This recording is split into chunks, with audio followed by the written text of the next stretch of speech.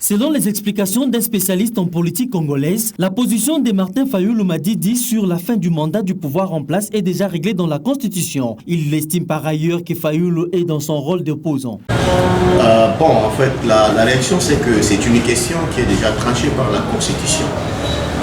Monsieur Fayulu n'a pas raison de dire qu'à la fin du mandat, le chef de l'État doit céder le fauteuil. Non, il n'a pas raison.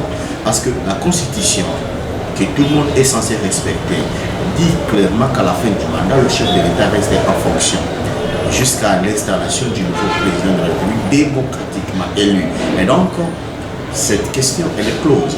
C'est en rapport à cette disposition, c'est en tenant compte de cette disposition que l'ancien président Kabila est resté à ses fonctions jusqu'à ce que le président Tshisekedi l'a remplacé. Et donc aujourd'hui, on sait que lorsque les élections ne sont pas organisées, le président Tshisekedi doit partir. C'est une entorse.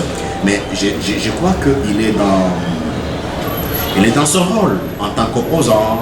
Il veut faire pression au pouvoir en place qu'il doit absolument organiser des élections.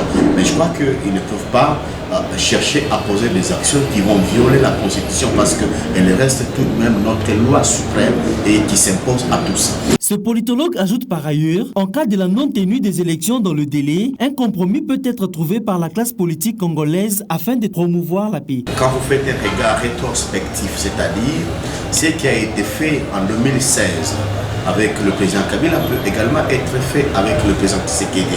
En fait, l'objectif c'est quoi? L'objectif c'est la paix. C'est la paix qui est beaucoup plus recherchée. Alors, dans le souci de mettre tout le monde ensemble pour maintenir la survie du système, c'est comme ça qu'on peut arriver absolument à composer un autre gouvernement qui est cette fois-là inclusif. C'est-à-dire un gouvernement qui aura à son sein et les acteurs de l'opposition et les acteurs de la majorité, comme ça ils vont gérer les choses ensemble jusqu'à ce que l'on puisse organiser des élections où ce n'est pas exclu.